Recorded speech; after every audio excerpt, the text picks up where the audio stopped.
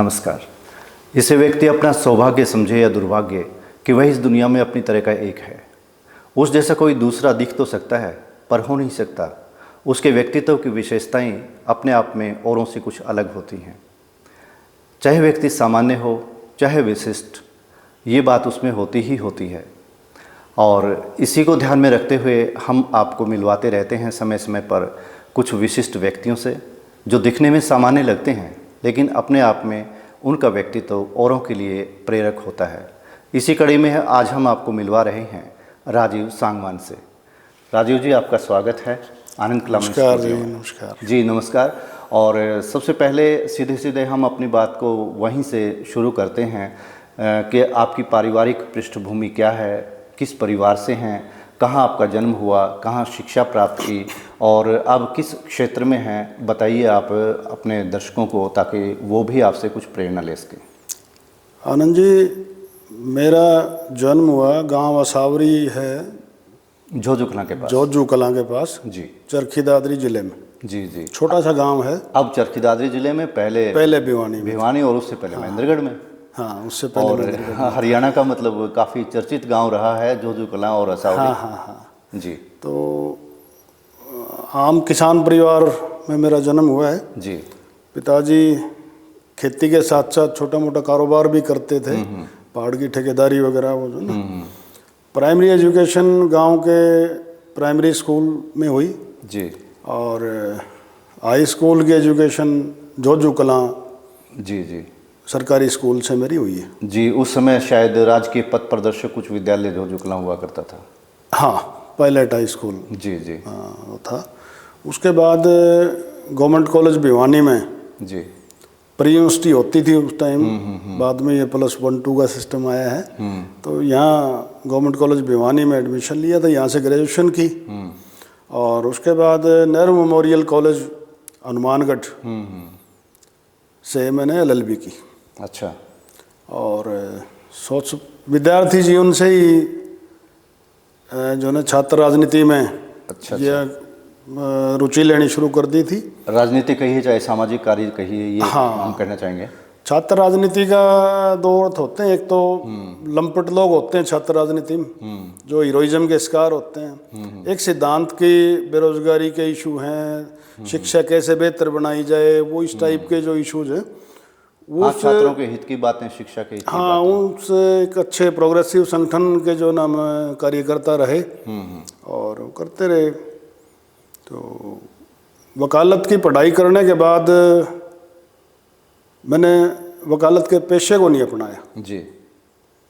मैं 4-5 दिन गया था कोर्ट में, लेकिन मेरा वहाँ जो ना मन नहीं लगा। जैसी मेरी नेचर थी या हॉबी थी, वहाँ सच को झूठ, झूठ को सच, जो ना वो मेरे को हजम नहीं हुई बातें। तो मैंने वो छोड़ दिया था। मैं ये प्रोफेशन ही अडॉप्ट करूँगा, ये रहा। बहुत अच्छा किया। और इसके अलावा जो आपकी सामाजिक गतिविधियां रही, उनको थोड़ा सा आप हमसे साझा करना चाहेंगे? जैसे मैंने बताया कि छात्र राजनीति या छात्र जीवन से ही जो ना समाज में सक्रिय, एक क्रिएटिव लोगों के साथ रहना शुरू कर दिया था।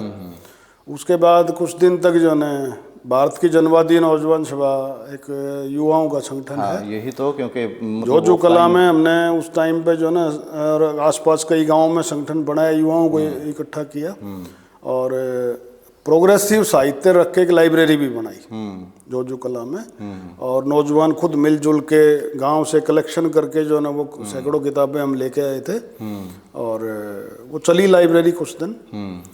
उसके बाद एक ज्ञान विज्ञान आंदोलन की शुरुआत होती है 1990 या उससे थोड़ा पहले। तो मैं उस आंदोलन के संपर्क में आया, जिसका मुख्य ये था कि जागरूकता पैदा करना, वैज्ञानिक मानसिकता का विकास करना समाज में, जिससे अंधविश्वास, टोने टोट के, ये सारी चीज़ें, तर्क शक्ति लोगों में पैदा हो, समाज में पैदा हो। क्योंकि तर्कहीन समाज कभी विकास नहीं कर सकता। तो उस आंदोलन में जो ना फिर हमने स्वयंसेवी के रूप में काम करना शुरू किया। और बाद में भिवानी में जो ना उस टाइम पे 1992 में संपूर्ण साक्षरता अभियान नाम से एक संगठन अभियान था। वो फाइनेंस तो सरकार का था, उसमें यूएनओ का था पैसा तो मैं उसमें जो है ना होल टाइमर था। जी, उसमें मैं भी आपके साथ था। तो आप भी थे उसकी उसमें। एक विशेष बात ये थी उस अभियान की कि उसमें जो भी व्यक्ति जुड़ता था वो समर्पण के साथ जुड़ता था। वो ये नहीं देखता था कि भाई सरकार की तरफ से इसमें कितना कुछ योगदान मिल रहा है या नहीं मिल रहा है। और शायद आपको मतलब समझ नहीं होगा कि आप परीक्षाओं में नकल को रोकने के लिए भी कटिबद्ध थे उस वक्त। और हमने इस अभियान में इतना बढ़ चढ़ के भाग लिया था कि उस वक्त जो है ना परीक्षाओं में नकल रोकना बहुत मुश्किल काम था। लेकिन फिर भी हमने कुछ ऐसा किया कि लोगों में आज भी वो चीज़ें चर्चा का विषय हैं। चाहे वो हमें मतलब कि उड़न दस्तों को सहयोग देना हो, वहाँ सूचना पहुँचाना हो, तो मतलब हमने वहाँ पे ऐसा काम किया था। आपको याद आ रहा होगा? वो याद आ रही हैं चीज़ें। आप तो उस टाइम अध्यापन में आगे थे। मैं अध्यापन में था और साथ साथ स्वतंत्र पत्रकारिता में भी था। हाँ, उस टाइम मुख्य बात ये थी कि नकल से आप डिग्री तो ले सकते हो, जी, लेकिन क्वालिटी नहीं पैदा हो सकती। जी। तो अपने ही गांव में अगर आप नकल का विरोध करते हो तो आम आदमी की जो सोच वो आपके बहुत खिलाफ हो जाते हैं। उस मुखालफत का भी सामना किया, बिल्कुल किया। लेकिन बाद में लोगों ने माना कि भी आप ठीक काम कर रहे हैं। जी, बिल्कुल अप्रिशिएशन मिली। बिल्कुल। तो आजकल मतलब आप क्या कुछ कर रहे हैं? जैसे वकालत को तो आपने अपनाया नहीं, तो फिर क्या होता है कि व्यक्ति अपने मतलब जीवन यापन के लिए कुछ ना जीवन कुछ यापन करता के लिए बीच में जो है ना मैंने व्यापार शुरू किया था। पोल्ट्री फार्मिंग भी की है, ट्रैक्टर की डीलरशिप रखी है। अब फिलहाल क्योंकि 1.5 साल पहले थोड़ा सा बीमारी का झटका सा भी आ गया था। अच्छा। बेटा जवान हो गया, शादी कर दी, था वो काम धाम तो बेटा कर लेता है। जी मैं आजकल हरियाणा ज्ञान विज्ञान समिति में सक्रिय रहता हूँ। जी, बहुत बढ़िया।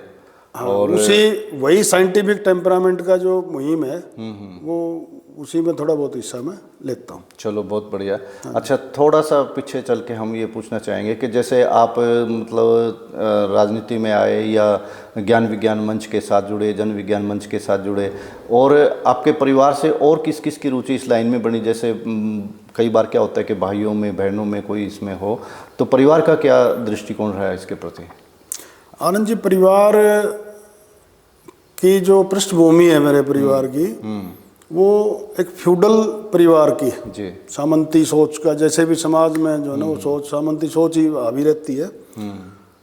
और थोड़ा सा जमींदार परिवार है, किसान नहीं बल्कि जमींदार परिवार में तो उनकी सोच थोड़ी सी वो ज़्यादा जो है ना अपने आप को सुप्रीम मानते हैं और वो चीज़ें। तो परिवार में तो कुल मिला के विरोध ही झेलना पड़ा। अच्छा। 1990 में मेरी शादी हुई थी। अच्छा। मेरी जीवन साथी श्रीमती सुनीता ने मेरा कभी विरोध नहीं किया, लेकिन सक्रिय रूप से मेरा साथ भी नहीं दिया। अच्छा। लेकिन विरोध भी नहीं किया। अच्छा। सहमति रहती थी। अच्छा। इसलिए मैं इन चीज़ों को आगे बढ़ा पाया। और जो बच्चे हैं उनका क्या कुछ रुख रहता है आपके?